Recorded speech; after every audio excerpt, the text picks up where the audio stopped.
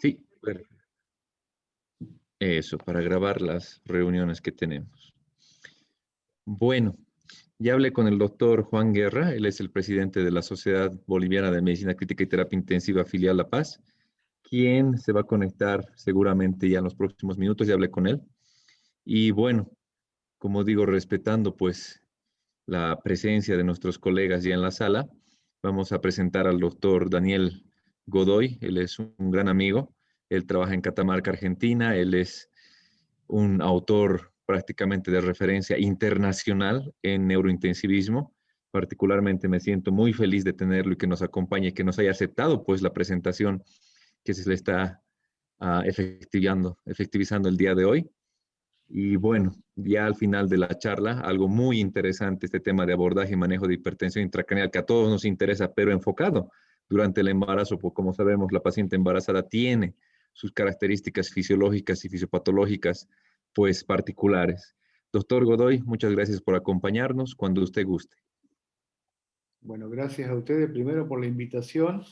Un saludo grande a todos los amigos bolivianos, sobre todo después de tanto tiempo. Espero que pronto esto termine para volver a la presencialidad, pero mientras tanto, un abrazo grande a la distancia. Cuando José Antonio me propuso esta charla, inicialmente no fue esta, sino que él me dio libertad para elegir.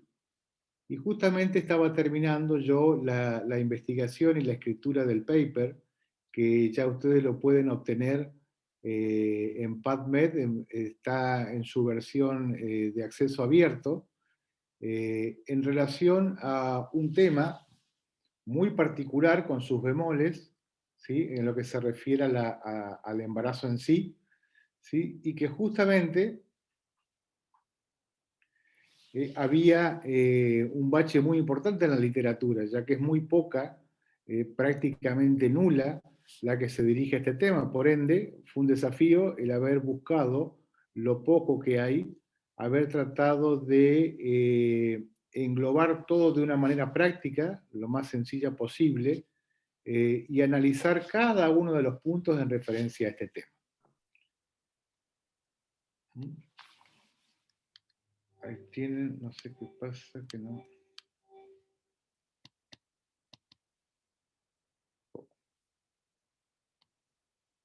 Ahí está. Esta es la portada de la revisión, donde ya les digo que la pueden adquirir en forma libre. Y vamos a tratar de, en estos pocos minutos que tenemos, un resumen de cómo abordar este tema, qué diferencia existe entre un individuo con hipertensión endocrinal que no está embarazado.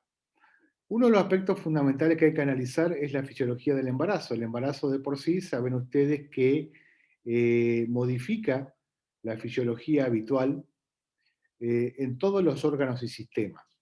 Si bien el embarazo es un estado eminentemente vasoconstrictor, producto de la liberación de ciertas sustancias como la progesterona, el cortisol, todo lo que sea monoaminas, dopamina, adrenalina, noradrenalina, y la relaxina, ¿sí? Ese estado eminentemente constrictor trata de una u otra manera, ¿sí?, de manifestar una situación de cambio en la fisiología.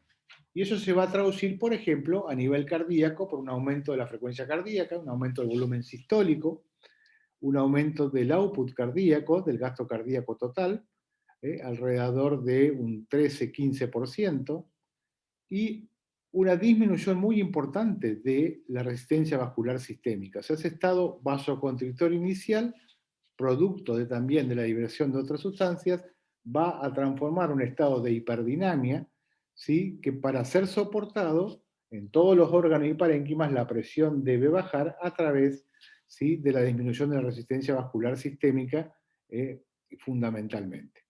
A nivel renal, hay un aumento del flujo sanguíneo renal, un aumento de la tasa de filtración glomerular, por ende, como uno podría imaginar, del clearance de muchas sustancias y drogas.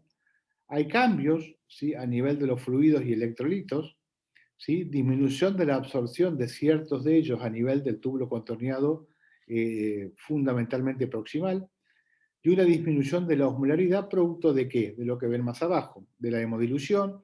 Hay un incremento del volumen sérico, volumen plasmático que ronda el 40 al 50%. La dilución va a provocar cierto tipo de hemodilución con disminución de la presión coloidosmótica, del nivel de proteínas.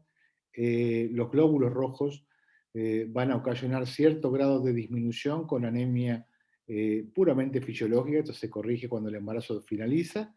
Y el embarazo en sí, ustedes ya conocen que es un estado de hipercoagulable. A nivel pulmonar, y a medida que aumenta la gestación, sobre todo a partir de la 8ª semana, el crecimiento del útero hace que el diafragma se eleve, por ende va a disminuir la capacidad residual funcional. Esto va a hacer que compensatoriamente aumente la frecuencia respiratoria, ¿sí? En la forma inicial, aumente el consumo de oxígeno, aumente el volumen corriente, la ventilación alveolar y la ventilación minuto, lo que va a originar un cierto estado de hiperventilación con niveles de CO2 que van a tender a descender en relación a una persona que no está embarazada. Y a nivel gastrointestinal, ¿sí? Fundamentalmente dado por la progesterona, se produce gastroparesia, disminución del tono del esfínter esofágico inferior, con lo cual el reflujo gástrico es mucho más probable que suceda. Hay disminución de la peristalsis, que esto va acompañado de la gastroparesia, ¿sí? El pH gástrico se torna más ácido y hay disminución de el metabolismo de las drogas, no de todas, porque ya vamos a ver después cuando analicemos la farmacocinética de las drogas en sí, algunas sufren otro tipo de modificación, pero en líneas generales disminuye el complejo citocromo P450, con lo cual aparentemente una disminución o habría una disminución del metabolismo. Y en ciertas circunstancias eso no es que en ciertas circunstancias, sino que de por sí aumenta la presión intraabdominal. Esto necesariamente no va a ir acompañado de un síndrome de hipertensión intraabdominal o de un síndrome compartimental, pero en ciertas ocasiones esto puede ocurrir. Aquí está la clave, digamos, analizar qué es lo que sucede con la fisiología del embarazo. Y también tener en cuenta de que se está desarrollando una circulación que habitualmente no estaba y que va a estar destinada a alimentar y hacer crecer al feto, como la circulación fetoplacentaria, lo cual es una carga mayor. Y a la hora de analizar ciertas cuestiones hemodinámicas, como veremos más adelante, ¿sí?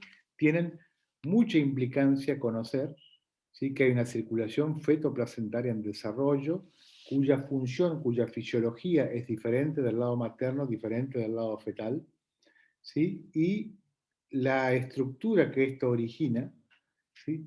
Hace de que sea susceptible a diferentes tipos de cambios.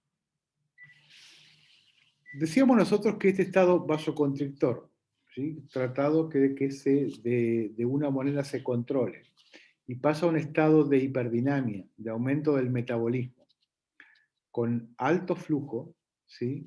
Esto podría traer cierto tipo de consecuencias a nivel cerebral.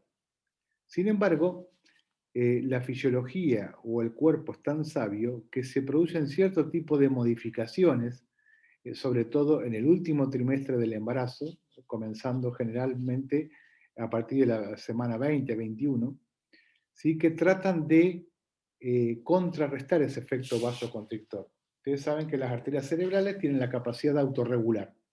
Eso significa de mantener el flujo sanguíneo cerebral normal a pesar de que varíe la presión. La presión vamos a ver más adelante que varía durante el embarazo, durante los distintos tipos, durante los 3 trimestres del embarazo. Para que se mantenga estable se producen ciertos tipos de ¿sí? Modificaciones que tratan de mantener el flujo sanguíneo normal. Algunas son estructurales, por ejemplo, ¿sí? Los vasos sanguíneos del parénquima, no así los piales que no se afectan para nada, sino los que están dentro del parénquima cerebral, ¿sí? Adelgazan la capa muscular y aumentan la luz.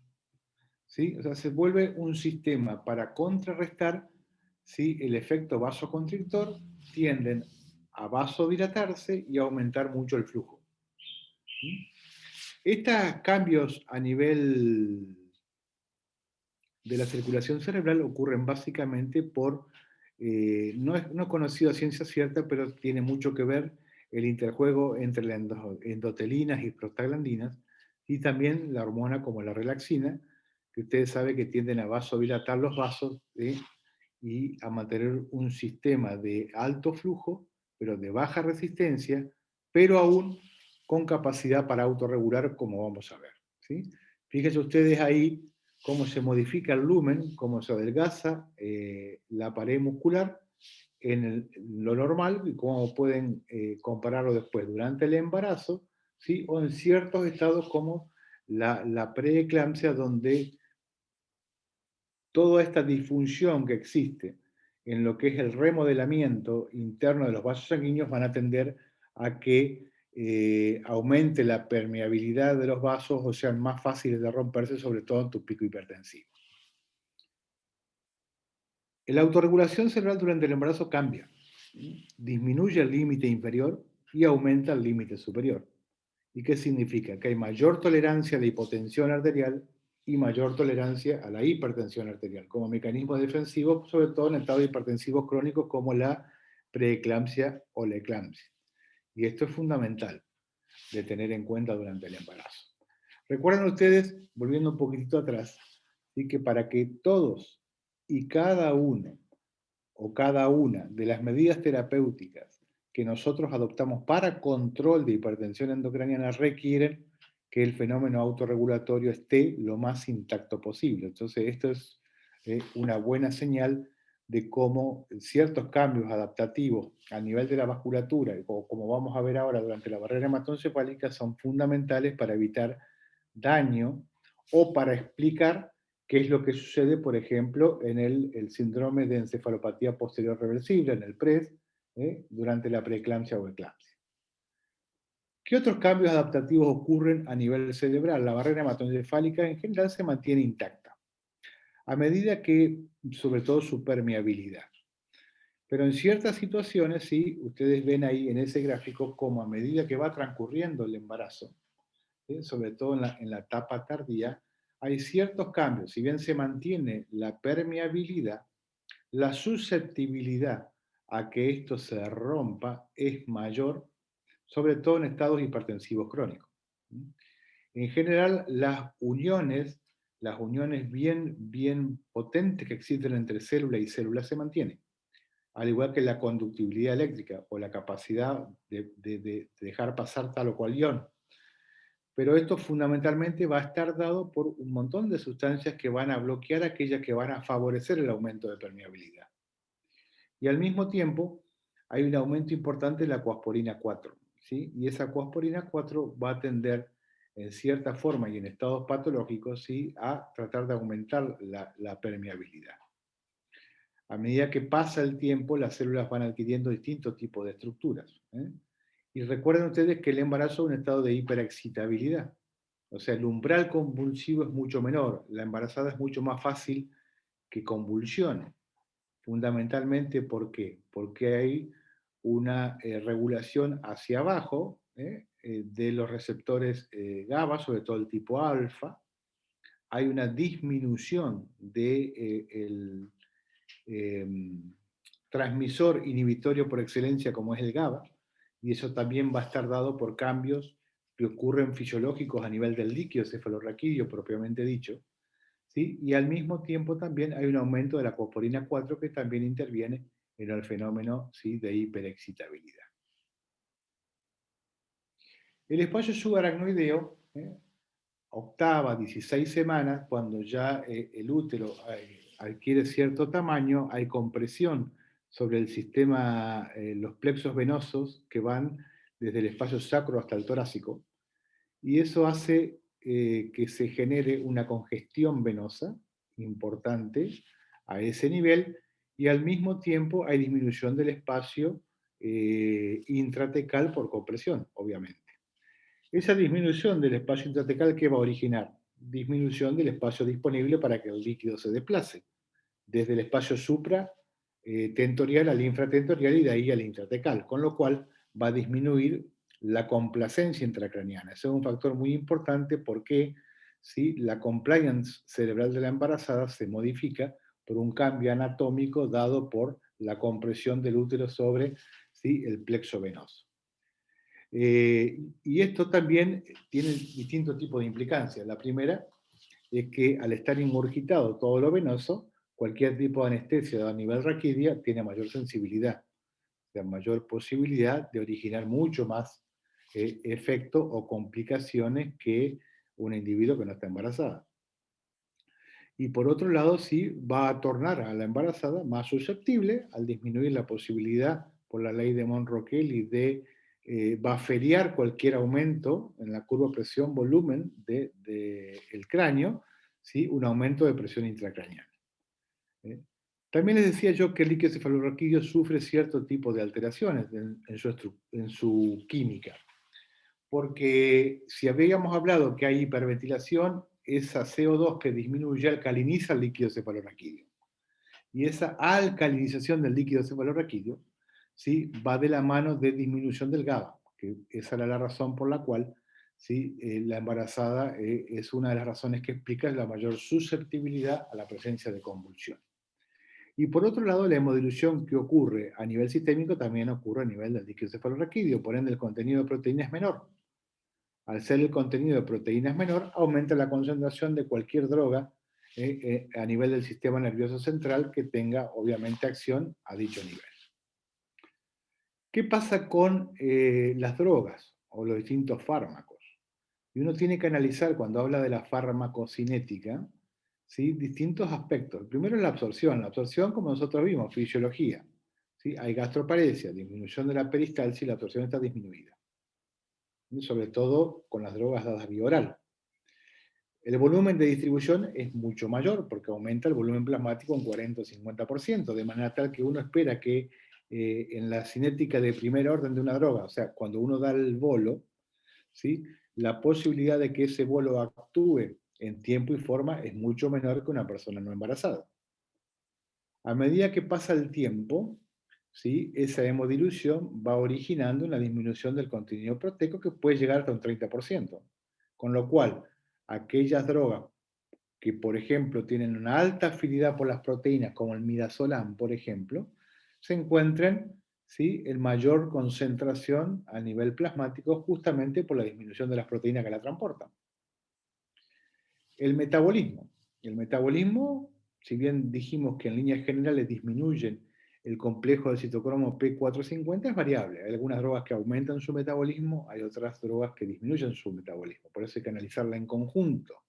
Y es muy importante siempre la asistencia de un farmacólogo o de uno repasar cada vez que va a dar una droga a la embarazada, ¿sí? Este tipo de situación para evitar complicaciones.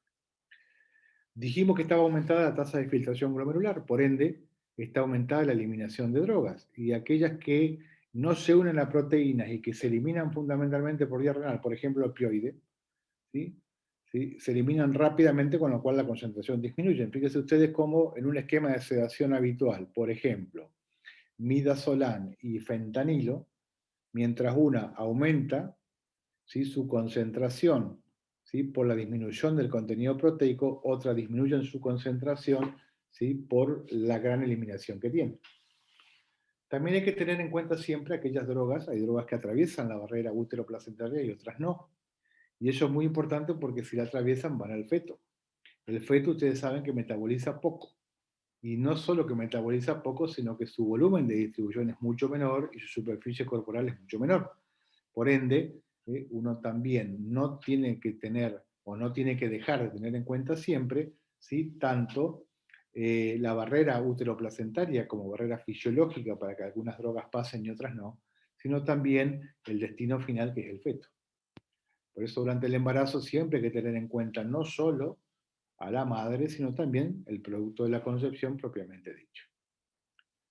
El modelo tricompartimental, como decíamos, ¿no es cierto? Aumenta la presión intraabdominal, ese aumento de presión intraabdominal se traslada hacia el tórax, elevando el diafragma, transmitiendo la presión con aumento de la presión intratorácica, y eso de por sí, ¿sí? va a disminuir el retorno venoso desde el cerebro al corazón, con lo cual, ¿sí? Al igual que la compresión que ejerce el útero sobre los plexos venosos del tórax, lumbares y sacros, ¿sí? Esto va a disminuir la posibilidad de baferiar cualquier tipo de aumento de una lesión ocupante de espacio o aumento de cualquiera de los componentes que tienden a aumentar la presión intracraneal. Por eso otra cuestión que hay que tenerla en cuenta. ¿Cuáles son las causas de hipertensión intracraneal durante el embarazo? En general, la gran mayoría van a obedecer a una patología previa, ¿sí? Que ya tenga la embarazada de por sí, por ejemplo, un tumor, cuyos mecanismos de producción ustedes saben que ya va a ser el edema vasogénico o la lesión en masa. O como por ejemplo la preeclampsia o el síndrome de encefalopatía posterior reversible. En ciertos casos, la etiología va a estar dada por una lesión traumática, ¿sí? La hipertensión intracraniana idiopática o el pseudotumor cerebri, o como le quieran llamar, o enfermedades cerebrovasculares, ya sea isquémicas o hemorrágicas, que van a estar asociadas al embarazo, sobre todo en el último trimestre. También puede ser que la embarazada adquiera cierto tipo de infecciones del sistema nervioso central, que presente insuficiencia hepática, como también causa de hipertensión endocraniana, que no es para nada poco común, o que en el caso de que tenga colocado un sistema de derivación, ¿sí? Por hidrocefalia previa, ¿sí? La malfunción del shunt también es una cuestión que hay que tener en cuenta y que chequear siempre en todo tipo de embarazada, porque durante el proceso mismo de la concepción, ¿sí? Se pueden provocar distintos tipos de malfunciones cuya etiología es multifactorial. Es importante cuando uno evalúa la hipertensión endocraniana, ¿sí? La necesidad de una neuroimagen. Hoy por hoy, ¿sí? La tomografía axial computada, básicamente, es el estudio de neuroimagen por elección para el diagnóstico, ¿sí? Para el pronóstico y para establecer un tratamiento. ¿Y esto se puede hacer durante el embarazo? Absolutamente. La tomografía computada es absolutamente segura durante el embarazo. Para que el feto tenga problemas, tiene que tener una exposición fetal de más de 5 raps. Y tengan ustedes en cuenta que un ataque del cerebro, ¿sí? Completa no es capaz de irradiar más de 0,1 raps. Estamos muy por debajo de la dosis, ¿sí? Lesional fetal. Y en general el contraste iodado no tiene ningún tipo de contraindicación. La tomografía computada en situaciones agudas, ustedes saben que la neuroimagen de elección, o sea, con la debida protección, uno puede hacerla todas las veces que sea necesaria, sin, obviamente, o dentro de ciertos límites, sin excederse. La resonancia también es segura, ¿sí? La exposición fetal, en general, empieza a originar sus consecuencias cuando es mayor a 3 Tesla. Recuerden ustedes que una resonancia de cerebro entre 1,5 y 3, nunca más de 3, y sí tener en cuenta que el gadoliño está contraindicado, sobre todo en el primer trimestre, porque están descritos o está asociado a diferentes tipos de malformación, fetales por supuesto. El monitoreo de presión intracraniana en el embarazo, igual que en cualquier otra situación. No hay ningún tipo de contraindicación para monitorizar invasivamente la presión intracraniana en el embarazo. Tiene exactamente las mismas indicaciones en cada una de las patologías que ustedes quieran analizar, ¿sí? En relación al no embarazo. No hay ninguna razón para no monitorizar la presión intracraniana en ningún trimestre del embarazo. Sí, a veces, cuando uno no dispone del monitoreo invasivo, uno puede tener medidas no invasivas para diagnosticar y seguir la hipertensión endocraniana. Por ejemplo, ¿sí? Tomando como base la tomografía computada en sí y la clínica, si uno valora, ¿sí? Por ejemplo, como criterios mayores, las cisternas de la base, ¿sí? Que estén comprimidas, la presencia de una lesión ocupante de espacio que no ha sido evacuada, o la desviación de línea media, tomando como punto de corte más de 5 milímetros como criterios mayores. El Glasgow motor fundamentalmente, que es el que más valor pronóstico tiene, menor o igual a 4. Algún tipo de anomalía en la forma de la pupila o en su reactividad, o utilizando una clasificación tomográfica, por ejemplo la de Marshall, que está, si bien está destinada al trauma de cráneo en sí, ¿sí? Si es más de 2, o sea que las cisternas están permeables, no hay desviación de línea media, pero hay una lesión ocupante de espacio de menos de 25 centímetros cúbicos, todo eso conforma un criterio menor. Un criterio mayor o dos o más menores dan el diagnóstico de hipertensión endocraniana con muy buena sensibilidad, ¿sí? En torno al, si tomamos como punto de corte para definir hipertensión endocraniana 30, la sensibilidad está alrededor del 100%, con una especificidad de alrededor del 90, 96, 97%. Es un poco menor si uno toma un punto de corte menor como 20, por ejemplo. Pero esto está tomado en base, no sé si recuerdan ustedes, el estudio que es el Best Strip Trial, que inclusive Bolivia participó, con dos formas diferentes de tratar la hipertensión endocraniana, una ¿sí? Guiada por el monitoreo invasivo de presión intracraniana y otra guiada por la clínica y la tomografía. Esto es como está tomado esta regla para definir hipertensión endocraniana cuando uno no tiene posibilidad de monitorizar.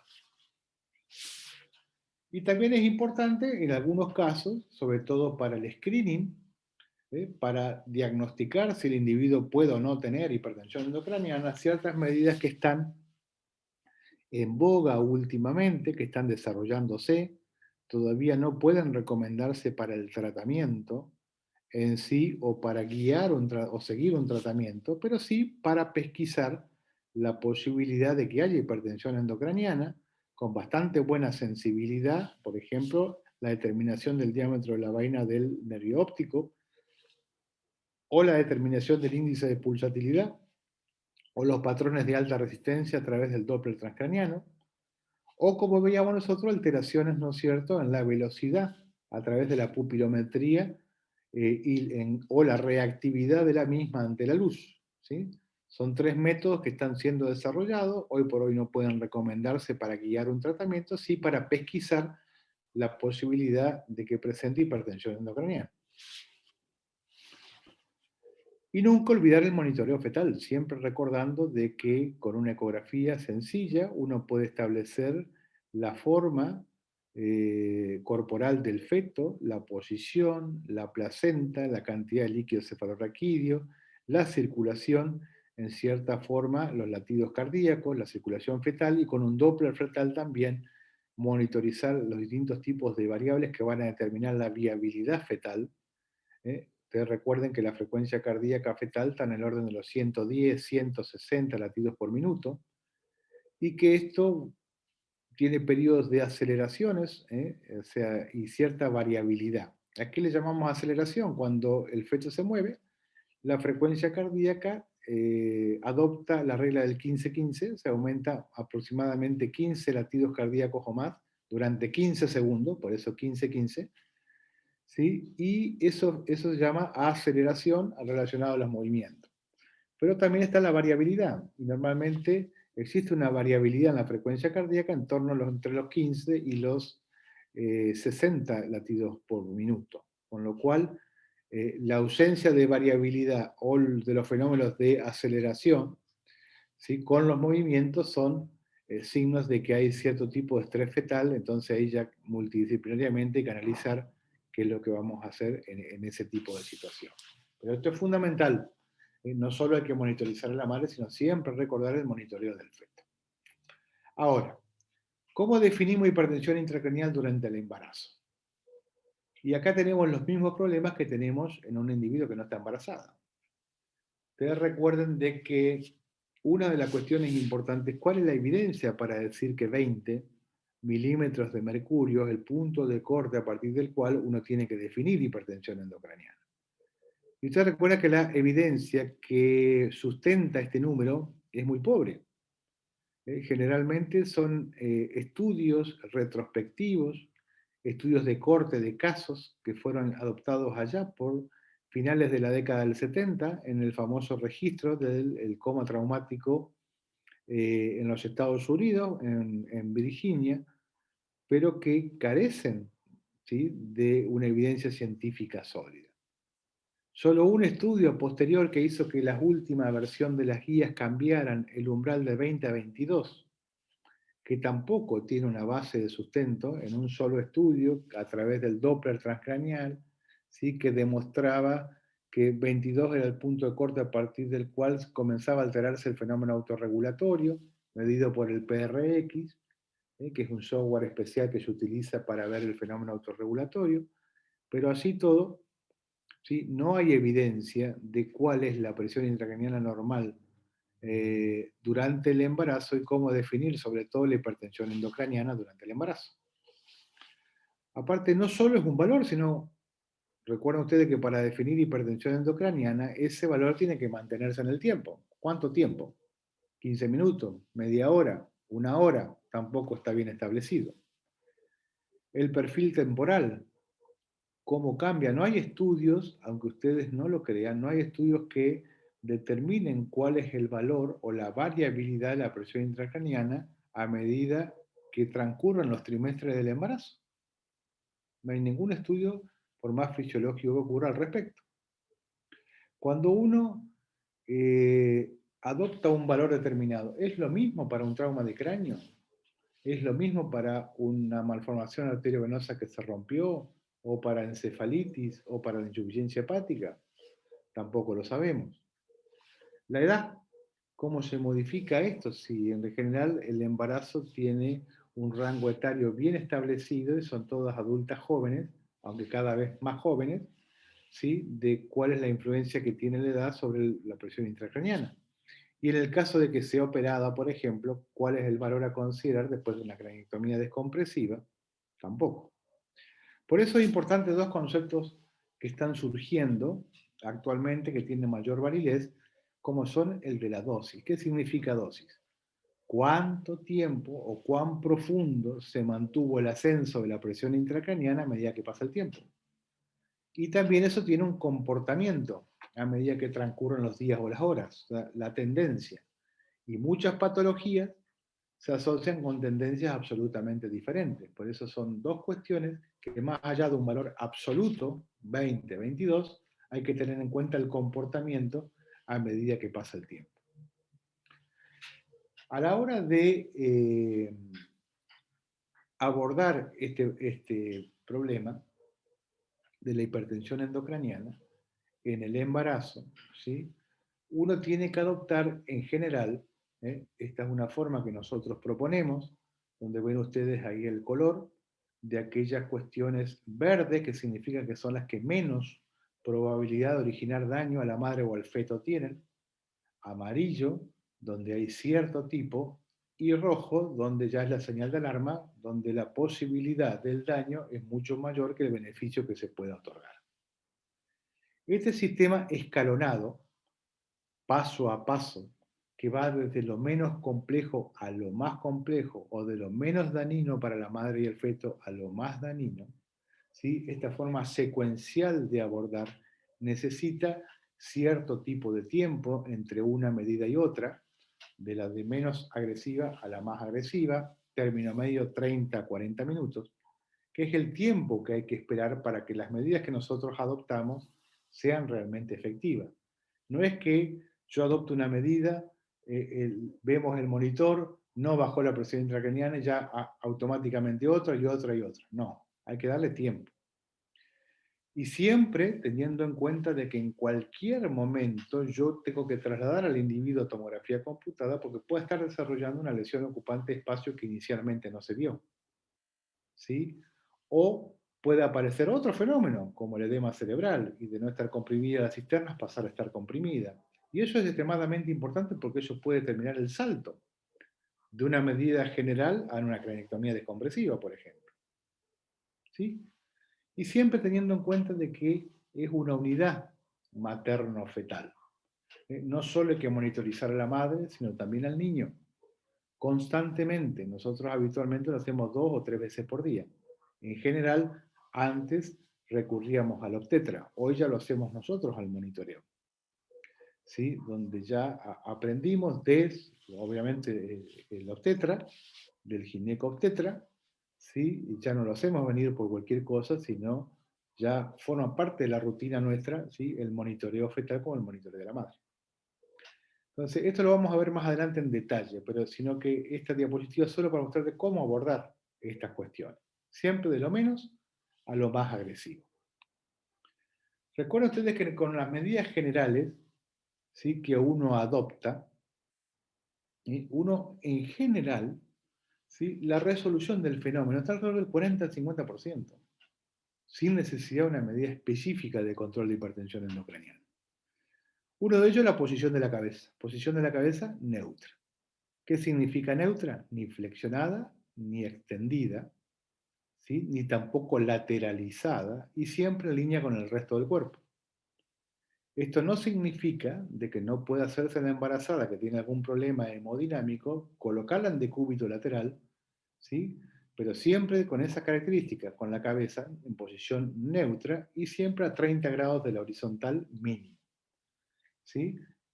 Como son pacientes con hipertensión endocraniana, que generalmente están en coma, y el coma es sinónimo de que esté intubada y ventilada, uno siempre tiene que tener en cuenta de que, por ejemplo, en el caso del trauma, un collar cervical no esté apretando las yugulares, no las esté comprimiendo, con lo cual va a aumentar la presión intracraniana.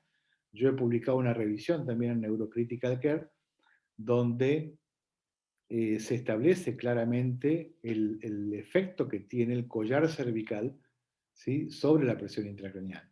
Es un metaanálisis que hemos hecho, analizando toda la situación y el aumento promedio está alrededor de los 5 a 7 milímetros de mercurio.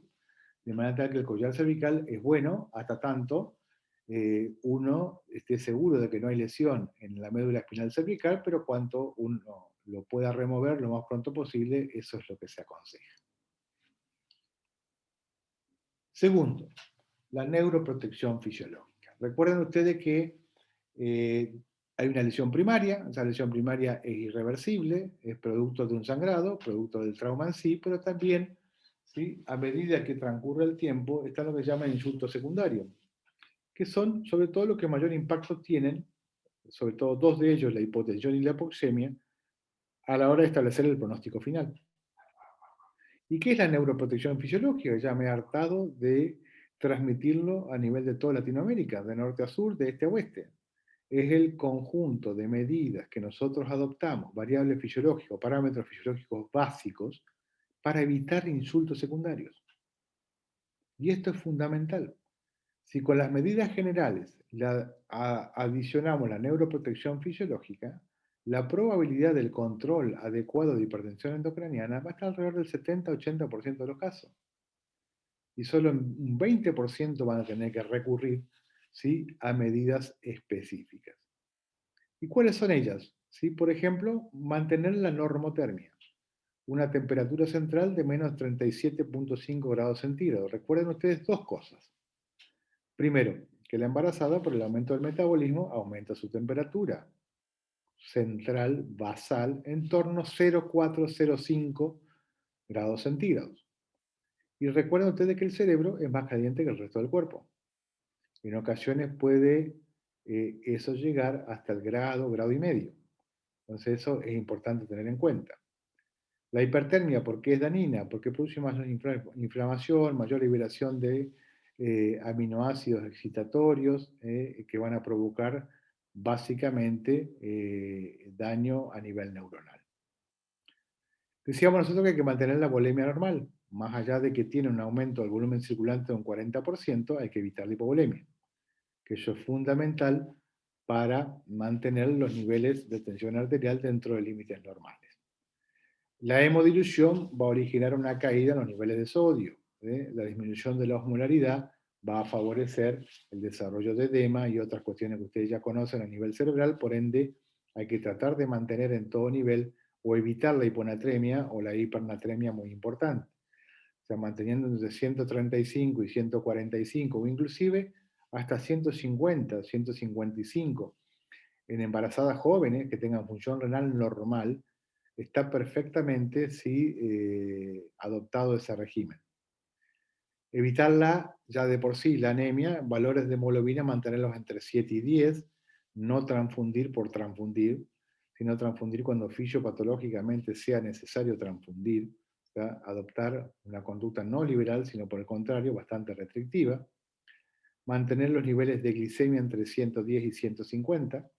Recuerden ustedes que más de 150 ya aumenta la probabilidad de edema cerebral, trombos y disminución de todos los fenómenos inmunológicos asociados, con lo cual va a aumentar la susceptibilidad a las infecciones, y por debajo de 110 ya empieza lo que se llama crisis metabólica a nivel cerebral. O sea, el cerebro entra en hipoglucemia, o mejor dicho, un cerebro con un daño cerebral aumenta notoriamente, ¿sí?, las demandas de sus nutrientes principales, oxígeno y glucosa.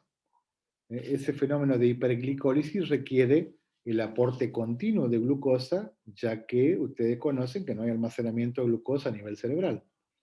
Por ende, ¿sí?, por debajo de 110 ya empiezan los distintos fenómenos de crisis metabólica, con lo cual, ¿sí?, ya 80 o 90, que uno considera que esos son valores normales para una no embarazada, ¿sí?, en la embarazada en sí ya ocasionarían un daño cerebral tremendo. Y por último, sí, tener en cuenta de que hay que tener bien oxigenado. La hipoxemia es muy mala, ya lo han visto con el COVID, sobre todo para el feto, no, ni hablar para la madre, pero sí mantener niveles constantes por encima de 92% de saturación o más de 70 de PO2, y como hiperventila, la CO2 que uno puede llegar a tolerar está alrededor de 30 a 32 milímetros de mercurio. Todos estos parámetros son muy fáciles de obtener, muy fáciles de monitorizar, ¿sí?, y muy fáciles de alcanzar. El tema es que hay que tenerlo siempre en cuenta y siempre en mente, porque esto prácticamente soluciona el 80% de los casos. Fíjense ustedes, cuando uno tiene que sedar a la embarazada, cualquier tipo de guía, de cualquier tipo de sociedad, siempre excluye justamente a esta población. A los pacientes con lesión cerebral, excluido, y menos aún las embarazadas. No hay guías que yo he podido revisar que digan cómo se tiene que sedar adecuadamente una embarazada. ¿Sí? Ningún agente es mejor que otro, y ninguna combinación es mejor que otra. Sí, uno tiene que tratar de utilizar todas aquellas que ocasionen la menor o el menor efecto colateral posible para el feto. Y eso es importante tenerlo en cuenta. Y siempre hay que tener en cuenta de cada una de las drogas, la cinética, ¿sí?, o sea, cómo el organismo modifica la droga, la dinámica, que es lo que hace la droga con el organismo, y las interacciones a las que están sometidas todas y cada una durante el embarazo, en un volumen de distribución mucho mayor, con un metabolismo diferente, con un clima alterado, etcétera, etcétera. Toda esta cuestión, ustedes saben, siempre es importante monitorizarla a través de una escala o a través del BIS, indistinto uno u otro, pero nosotros utilizamos este esquema, el remifentanilo propofol, que en líneas generales, si uno son drogas de acción corta, son drogas que son bastante buenas. El remifentanilo tiene el metabolismo por las esterasas plasmáticas, ¿sí?, y el propofol tiene un mecanismo de acción diferente, pero a la hora de, si uno nunca o tiene la precaución de no superar su límite, alrededor de los 2 miligramos por kilo, no los 4 que están establecidos a partir del cual puede desarrollarse el síndrome de infusión de propofol. Con 2 miligramos kilo, generalmente es suficiente o más, ¿sí?, para mantener la individuo con un RAS menos 3, menos 4 sin ningún tipo de problema. Si no tenemos esta opción, que es cara, ¿sí?, podemos recurrir al fentanilo o al midazolam o al lorazepam, cualquiera de las dos. ¿Sí? Las dos son muy buenas. Con el lorazepam yo tenía experiencia previa, no era mucha, eh, al COVID. Con el COVID y con las dificultades que teníamos en la provisión de drogas, adquirimos muchísima experiencia, una droga muy noble, ¿sí? Y en ciertas ocasiones, sobre todo cuando, digamos, el individuo está comprometido desde el punto de vista hemodinámico, a nivel cerebral. Hace poquito también publiqué en Crítica de Care una revisión de ketamina. La ketamina es una muy buena droga en los casos de lesión cerebral asociada a inestabilidad hemodinámica. Y si tenemos la posibilidad, ¿sí?, otra opción es la dexmedetomidina, cada vez más frecuente como monodroga, ya que tiene actividad sedante y analgesia de acción central, ¿sí? Es otra muy buena opción a la hora de sedar a este tipo de enfermos. La ventilación, podemos estar horas hablando de la ventilación mecánica. La ventilación en nada difiere al que no está embarazado, sin tener en cuenta, o hay hoy por hoy, una disputa en relación a si tiene que ser protectivo o no. En líneas generales nosotros utilizamos el modo asistido controlado, el volumen corriente entre 6 y 8 mililitros por kilo, la PIP entre 8 y 12 milímetros de mercurio, ¿sí? Con una FiO2 lo menor posible, ¿sí? Y siempre manejando una meseta de menos de 30 o una plató, perdón, o una dry pressure, una presión de manejo menor a 16, ¿sí? Una forma de ventilar protectivamente a este tipo de enfermos, pero siempre, ¿sí? Teniendo como base la meta a lograr. Son metas de neuroprotección fisiológica, o sea, la saturación arterial mayor a 92 con la menor FiO2 posible y la menor PIB posible, sin alterar la hemodinamia y todo el contexto general del enfermo. Y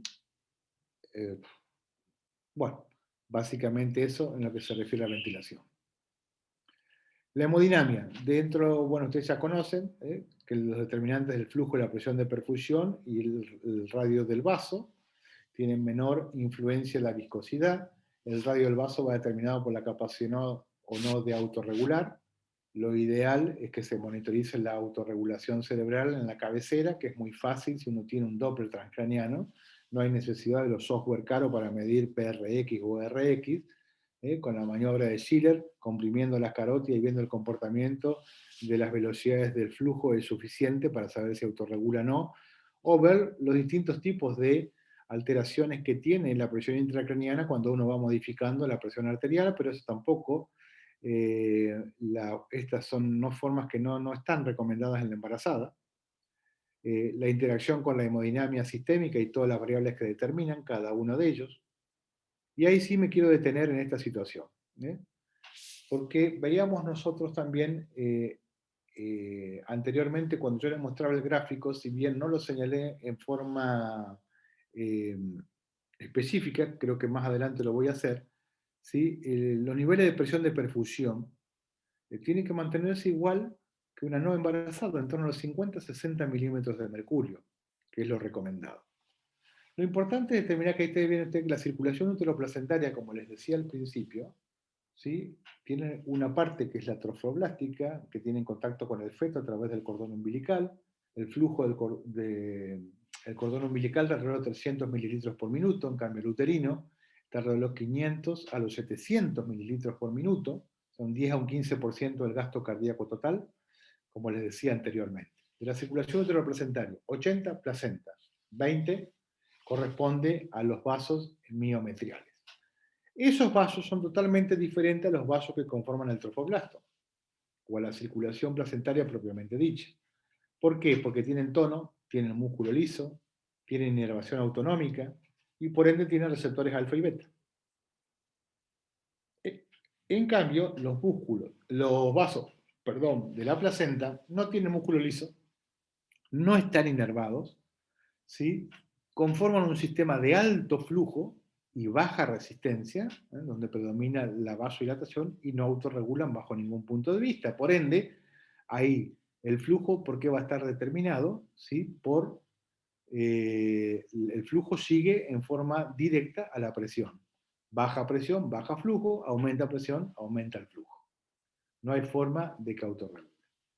Y esto es importante porque si uno tiene que mantener una presión de perfusión cerebral en torno a 50, 60 milímetros de mercurio, lograda la normovolemia, tiene que recurrir a una droga, ¿sí? La droga ustedes van a ver que de por sí va a actuar sobre los vasos que están en el miometrio, en el útero, en la pared uterina. Y de esos, el recomendado es la fenilefrina. Fenilefrina ustedes conocen como un alfa-1 agonista, ¿sí? Que no interviene bajo ningún punto de vista sobre el feto. En cambio, hay estudios animales que han demostrado que la noradrenalina, ¿sí? No solo provoca hipoperfusión placentaria e isquemia fetal, sino que también provoca cierto tipo de alteración del estado ácido base del feto y bradicardia o arritmias fetales. Por ende, la droga de elección es la fenilefrina, cuando uno tiene que intentar utilizar una droga para el control de la presión arterial. Fíjense cómo varía. A la izquierda ven ustedes, este es un trabajo muy lindo que se los recomiendo, por eso he puesto la cita, ver cómo desde el punto de vista fisiológico cambia la presión arterial en una embarazada normal. En una embarazada normal desciende 4 a 5 milímetros de mercurio hasta aproximadamente, ¿sí?, la semana 7, 8, y después disminuye otros 2, 3 milímetros de mercurio hasta la semana 21, para comenzar a ascender hasta los valores normales hasta el final del embarazo. Pero si una individua preeclámptica o eclámptica, este descenso no es tan marcado, está alrededor de 1 o 2 milímetros de mercurio hasta la semana 21.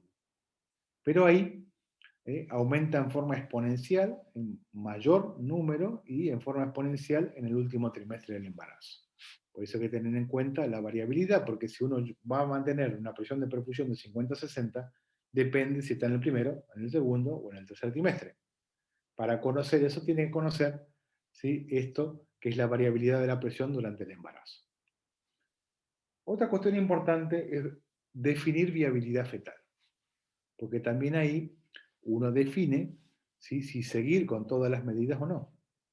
Entonces, ¿cuándo hablamos con viabilidad fetal? Cuando hay un 50% o mayor de chance de sobrevida fetal.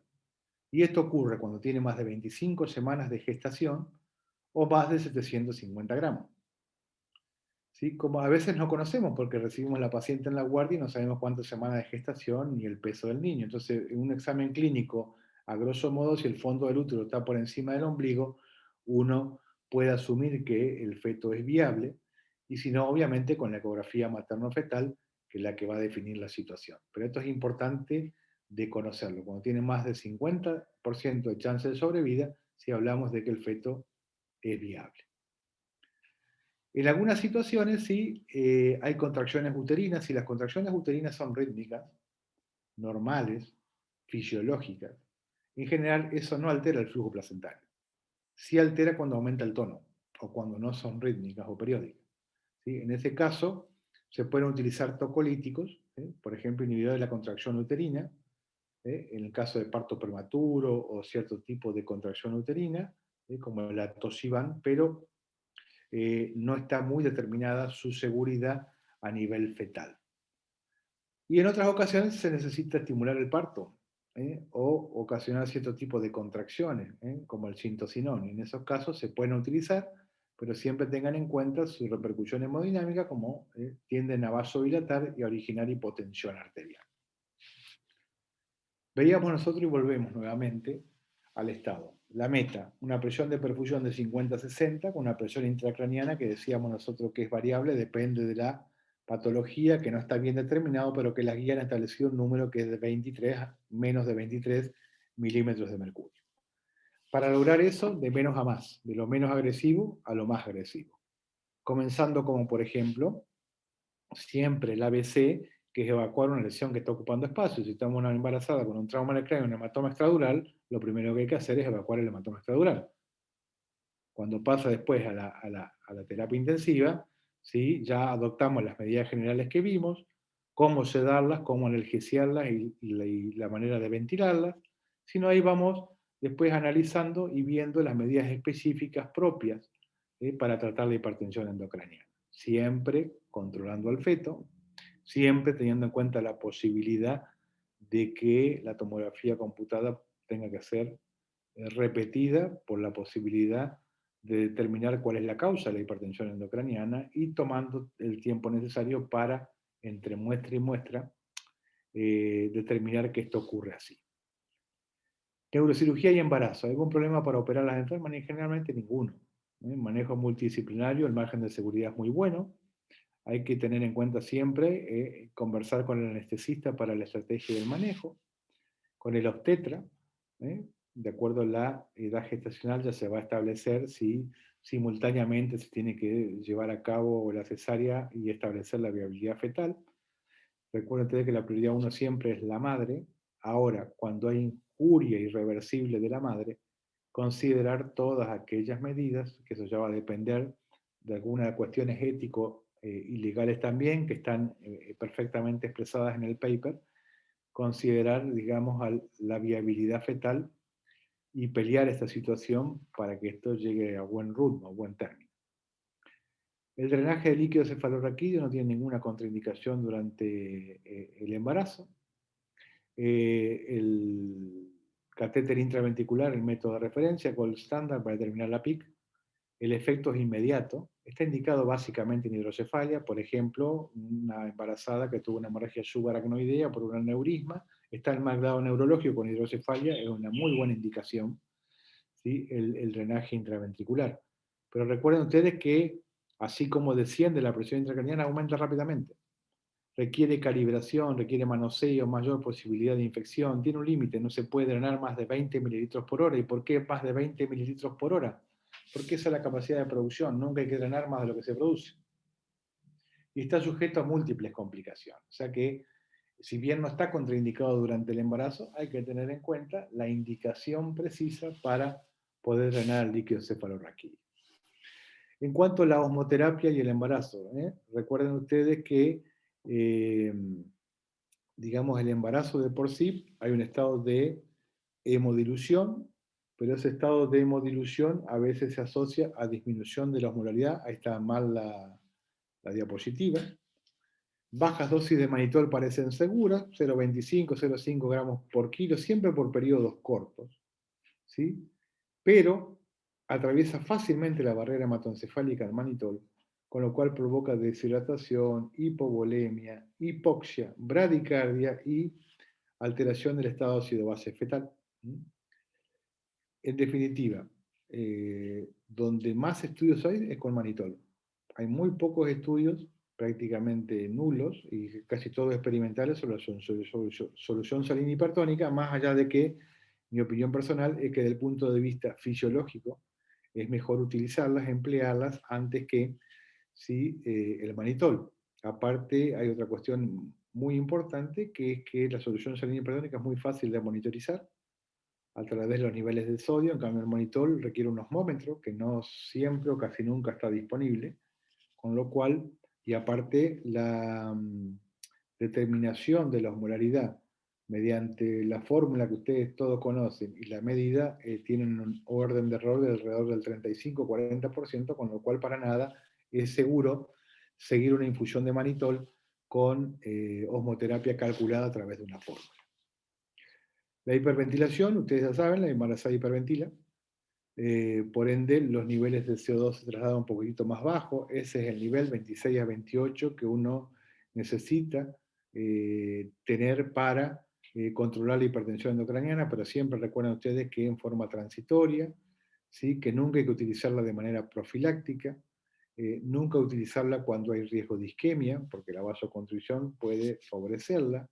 Si no hay hipertensión endocraniana, no hay por qué hiperventilar a los enfermos, siempre por periodos muy cortitos, en la medida de lo posible monitorizando alguna variable de oxigenación cerebral, y si uno adoptó la hiperventilación, ¿sí? Cuando la va a disminuir lentamente para evitar el fenómeno rebote. ¿Algún problema con la cranectomía descompresiva en embarazo? Ninguno. El embarazo de por sí no es contraindicación de cranectomía descompresiva. Hecho, ustedes conocen perfectamente que el stroke o la cranectomía descompresiva en stroke tiene muy buena repercusión, no solo en la mortalidad, sino a nivel funcional, no así en trauma de cráneo, donde mejora la mortalidad, pero a costa de mayor número de discapacidades severas.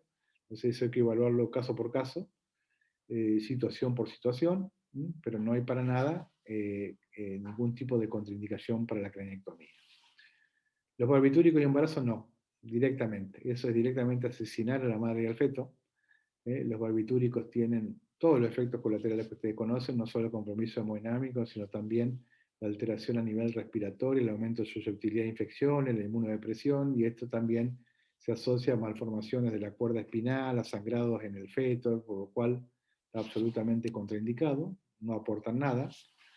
Hipotermia y embarazo. Hipotermia, hay solo casos reportados de hipotermia en el contexto de posparada cardíaca, no asociados a control de hipertensión endocraniana. La hipotermia tiene muchos efectos colaterales también traducibles a el feto, por ende no es una medida que pueda ser recomendada, salvo lo que está publicado en un cierto post arresto cardíaco.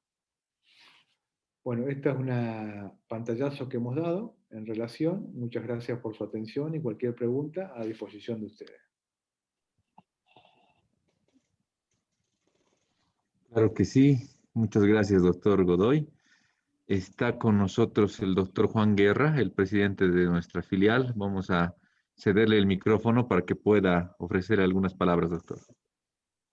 Sí, en todo caso agradecer al doctor por la brillante exposición que nos ha brindado. Tenía un pequeño problema al comienzo, pero bueno, ahora sí, doctor, muchísimas gracias.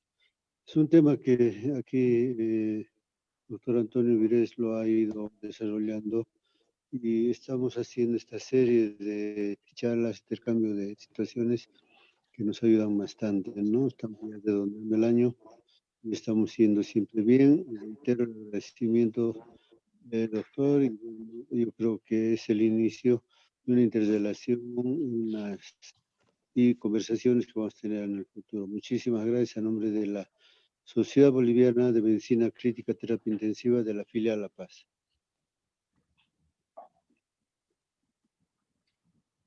Perfecto, doctor. Para comenzar las preguntas o comentarios de los socios, primero yo quisiera comentar algo muy interesante. Gracias por la charla, doctor Godoy. Realmente ha sido muy útil revisar todos los conceptos básicos del manejo de la hipertensión intracraneana y sobre esto además sumar, ¿no?, la situación de la paciente embarazada. En cuanto a la osmoterapia, el agente más utilizado aún sigue siendo el manitol. Yo también comparto esa opinión que hay mayor evidencia aún a favor del manitol.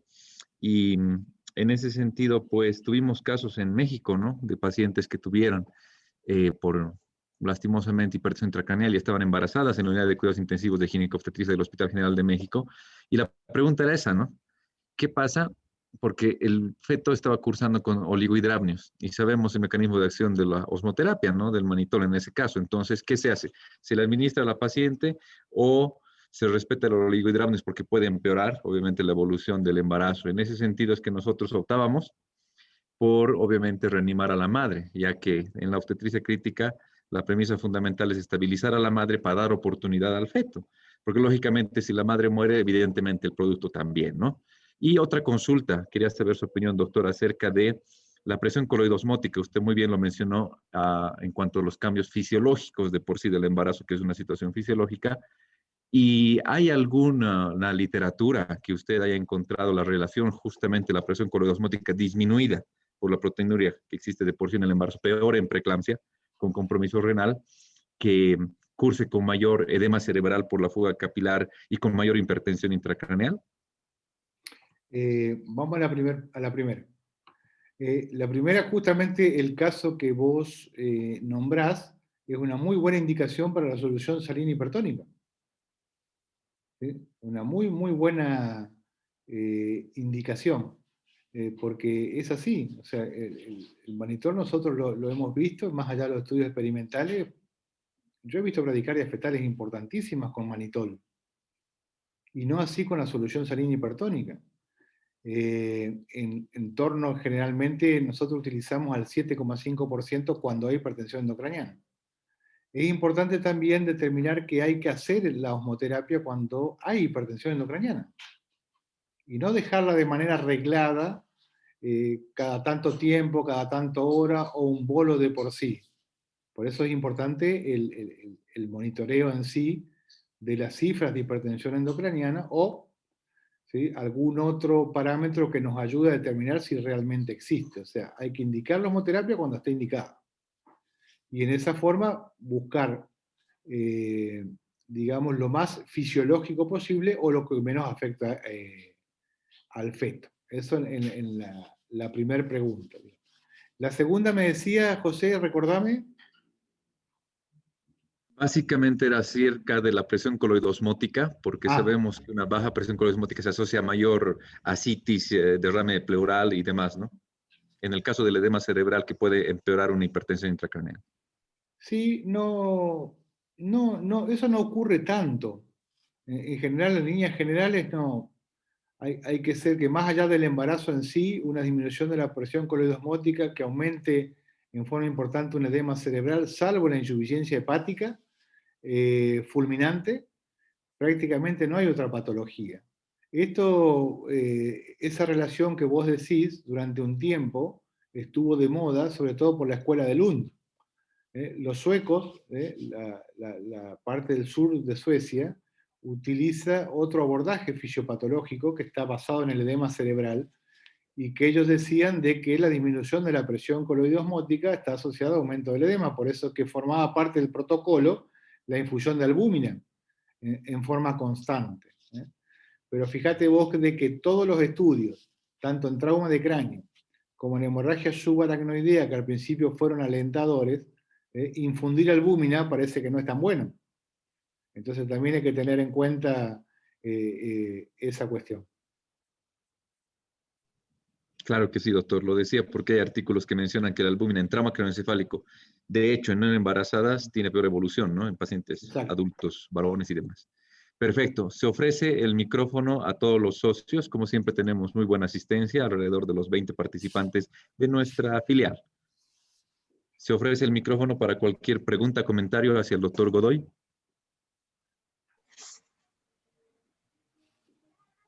Buenas tardes. Sí, adelante, doctor Vázquez.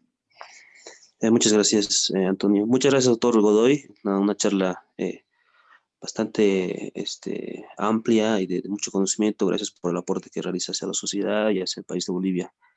Quería preguntarle si ustedes han tenido algún caso de PRES que haya intercurrido con una hipertensión endocraniana como tal, puesto que los casos de PRES usualmente, bueno, parece que no llegasen a ser una hipertensión como tal y no requiriesen el uso de soluciones hipertónicas, ya sea manitol o solución salina hipertónica. Entonces, en los casos que ustedes hayan podido tener de PRES, con el edema vasogénico, etcétera, toda la característica imagenológica, ¿han utilizado como norma el uso de soluciones hipertónicas en todos los casos de PRES o solamente en casos seleccionados? No, Adolfo, en casos seleccionados, muy seleccionados. En general, el PRES, controlando la presión arterial, ya gran parte del problema está.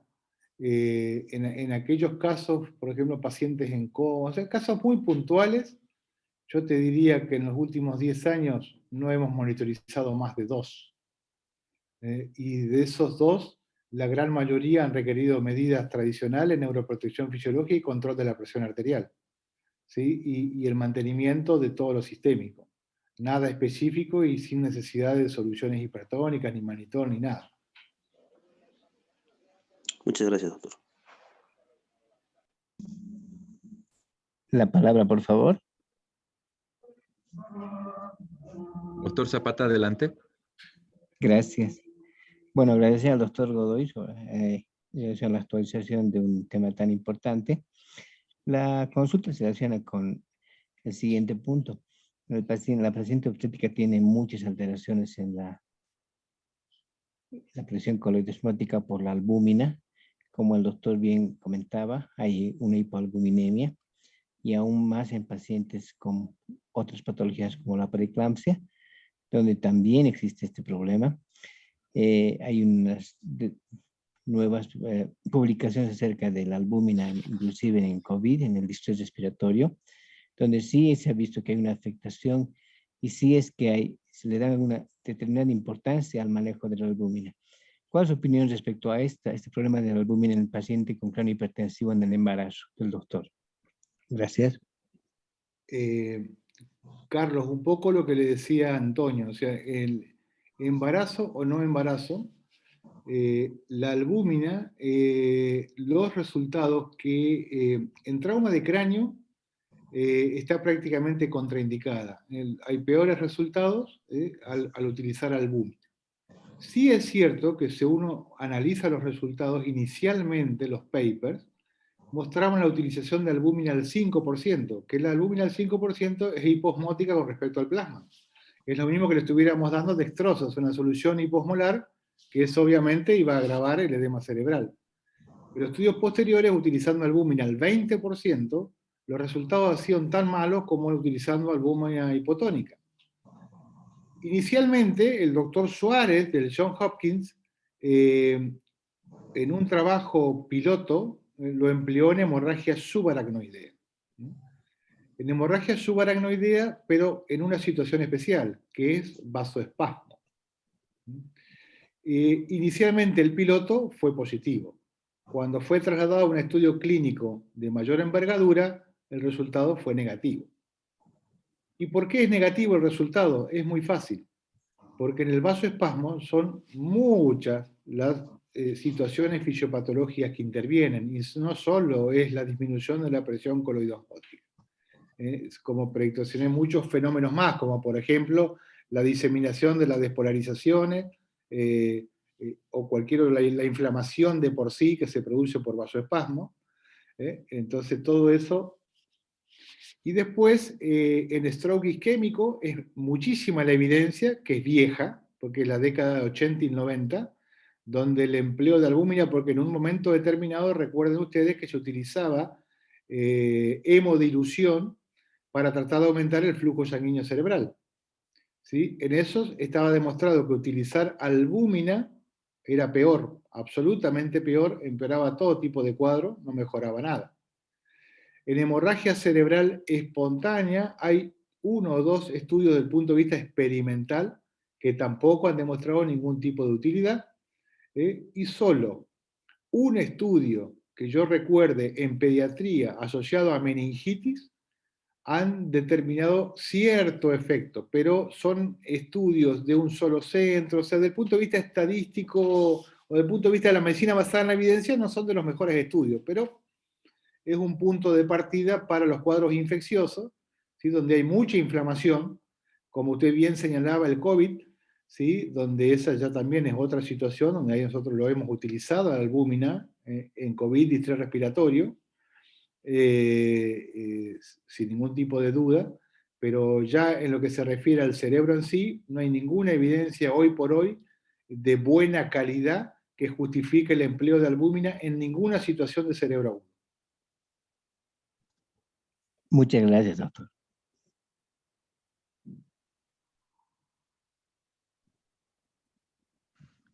Perfecto. Si existiera alguna otra pregunta, duda, comentario hacia el doctor Godoy.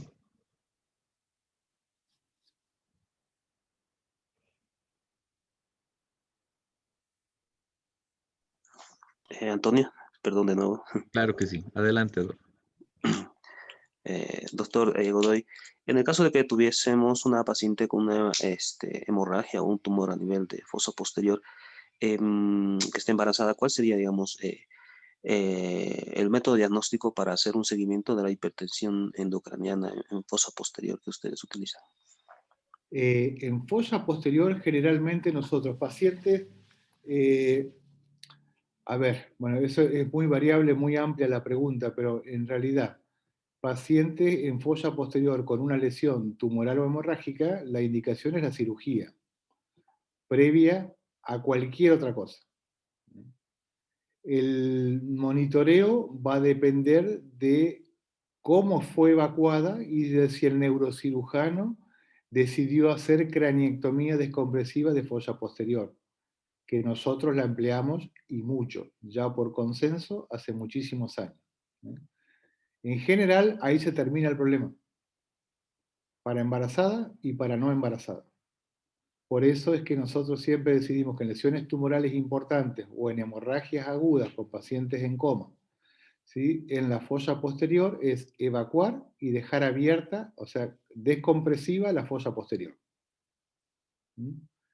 En general, cuando hay lesión de fosa posterior, nosotros monitorizamos, pero con un sistema intraventricular, no supratentorial, sino infratentorial.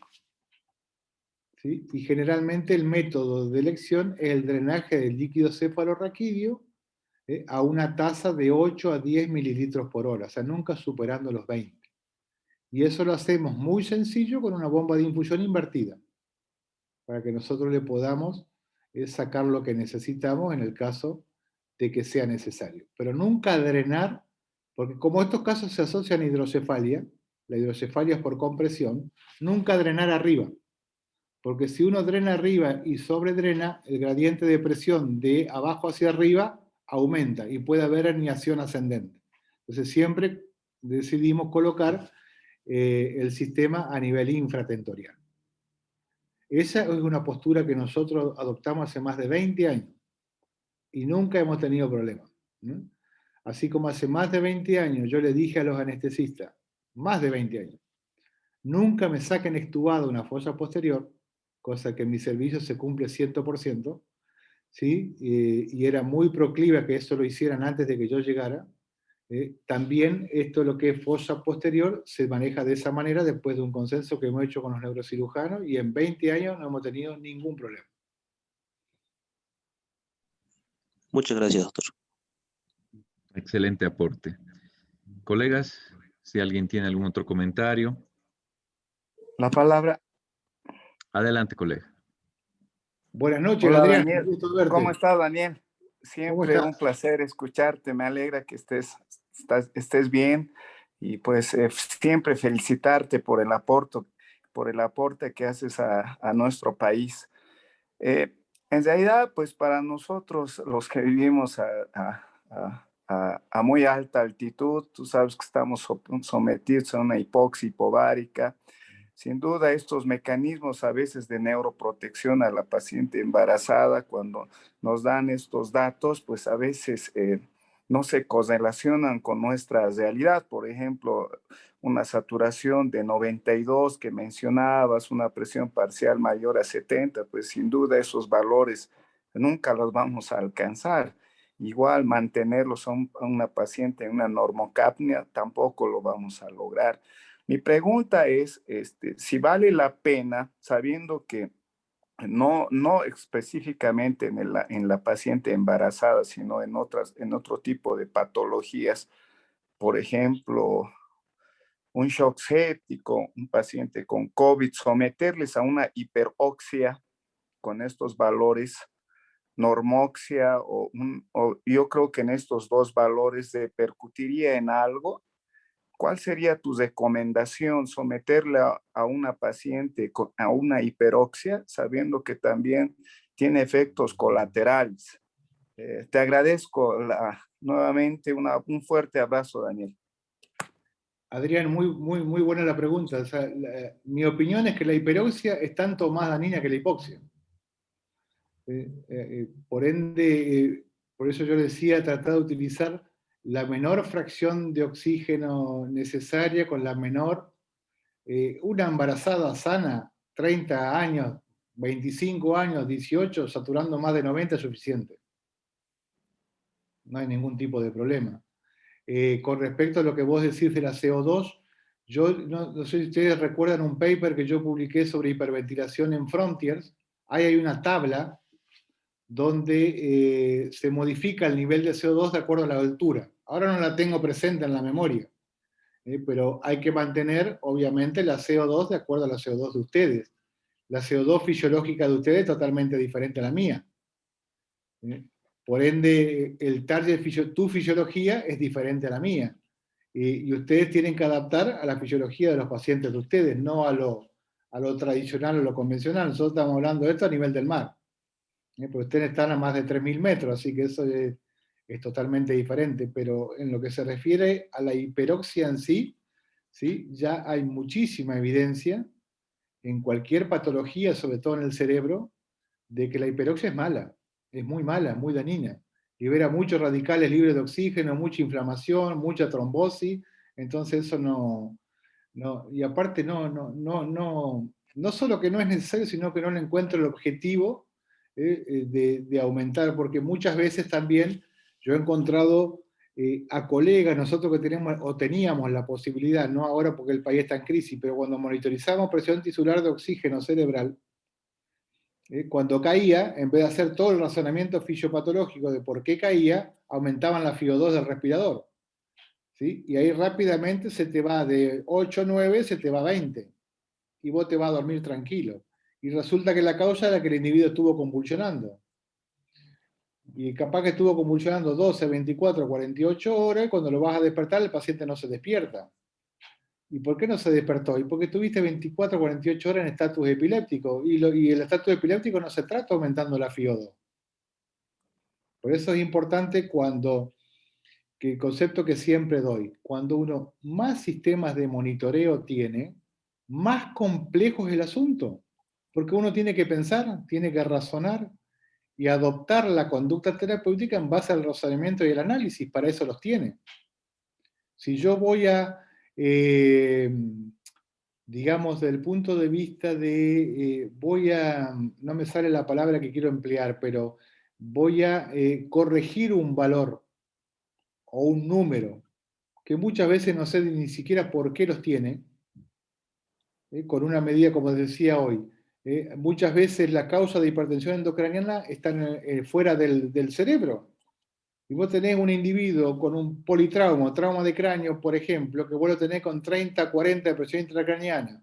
No analizaste la situación, le das manitol, no anduvo, hipertónico, no anduvo, bla, bla, bla. Cuando le pusiste el estetoscopio te diste cuenta que tiene un neumotórax. Y que eso se solucionaba drenando el neumotórax, no dándole manitol o hipertónico.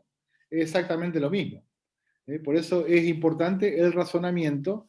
Y yo creo que cada vez más hay dos cosas que yo veo en la tendencia, y es lo que recomiendo y lo que hemos visto, también hemos aprendido mucho en el COVID, es la fisiología. Yo creo que estoy cada vez más convencido de que a medida que nos ponemos viejos, menos es más. Cuando menos toquemos a los enfermos, más los pensemos, mejor les va a ir. No tanta invasividad, sino pensar mucho más y actuar en base a la fisiología o a la fisiopatología y no a un sistema de monitoreo determinado. Muchas gracias, Daniel. Perfecto, al punto. Luego le voy a compartir con mucho agrado, doctor Godoy, lo que el grupo que tenemos ahí en el Hospital del Norte, en el hospital que yo trabajo, a 4.150 metros, justamente en este sentido, nos hemos encargado pues de realizar la gasometría en residentes normales, o sea, adultos, no embarazados obviamente. Y si encontramos, yo le comparto, si encontramos que la saturación normal es de 89 a 95 en adultos no embarazados. Y en las embarazadas puede ser un poquito más amplio, de 87 a 93. Esto es interesante justo por lo que se comenta de no caer en que sabemos que la hipoxemia es deleteria y tampoco la hiperoxemia. Entonces, como una guía que sirva para residentes, o sea, personas que viven más de un año, a nuestra realidad, ¿no? En la ciudad del Alto en este caso. Eso le comparto después, doctor, los artículos. Sí, por favor, por favor. Claro que sí, con todo gusto. Doctores, si existe, estimados socios, alguna otra intervención, comentario, pregunta.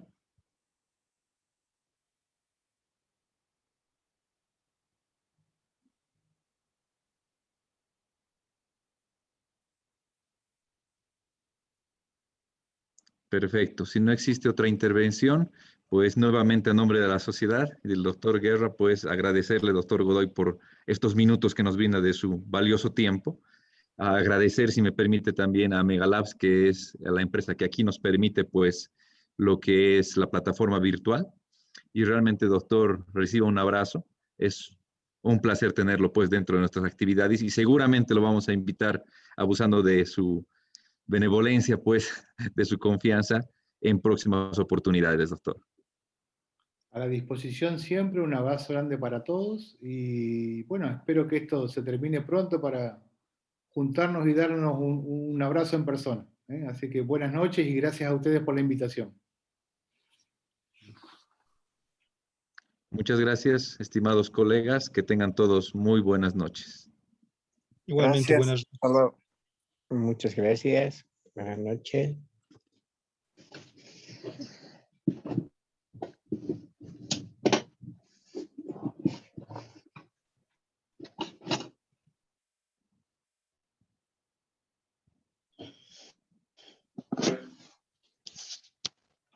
Se escucha con un poquito mal la señal, ¿no? Yo no tengo buena señal.